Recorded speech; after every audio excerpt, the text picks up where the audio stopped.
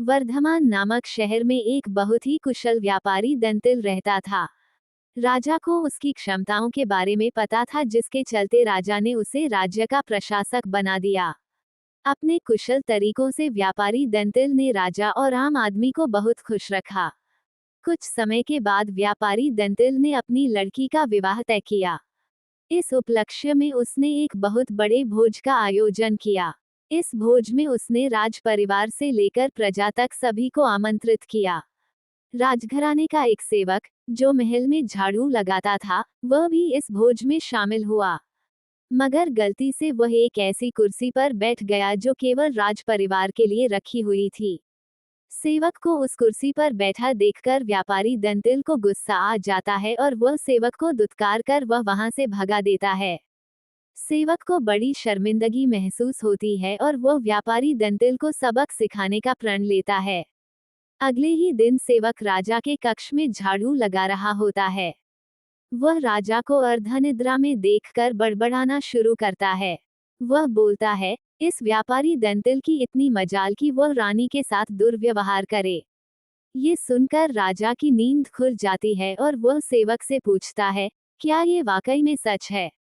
क्या तुमने व्यापारी दंतिल को दुर्व्यवहार करते देखा है? सेवक तुरंत राजा के चरण पकड़ता है और बोलता है, मुझे माफ कर दीजिए, मैं कल रात को सो नहीं पाया। मेरी नींद पूरी नहीं होने के कारण कुछ भी बड़बड़ा रहा था।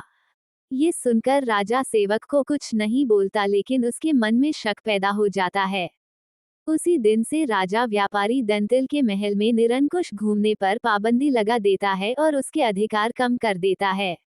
अगले दिन जब व्यापारी दंतिल महल में आता है तो उसे संतरिया रोक देते हैं। ये देखकर व्यापारी दंतिल बहुत आश्चर्यचकित होता है।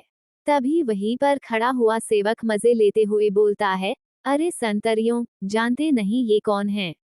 ये बहुत प्रभावशाली व्यक्ति हैं जो तुम्हें बाहर भी फिंकवा सकते हैं।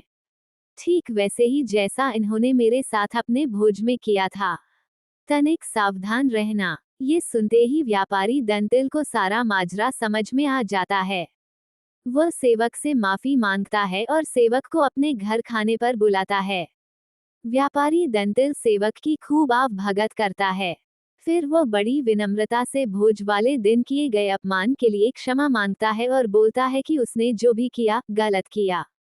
सेवक बहुत खुश होता है और व्यापारी दंतिल से बोलता है, आप चिंता ना करें, मैं राजा से आपका खोया हुआ सम्मान आपको जरूर वापस दिलाऊंगा। अगले दिन राजा के कक्ष में झाड़ू लगाते हुआ सेवक फिर से बड़बड़ाने लगता है, हे भगवान, हमारा राजा तो इतना मूर्ख है कि वह गुस्ल खाने में खीरे खाता है। ये सुनकर राजा क्रोधित हो जाता है और बोलता है, मूर्ख, तुम्हारी ये हिम्मत! तुम अगर मेरे कक्ष के सेवक ना होते तो तुम्हें नौकरी से निकाल देता। सेवक फिर राजा के चरणों में गिर जाता है और दोबारा कभी ना बड़बड़ाने की कसम खाता है। राजा भी सोचता है कि जब यह मेरे बारे में इतनी गलत बातें बोल सकता है तो इसने व्यापारी दंतिल के बारे में भी गलत बोला होगा।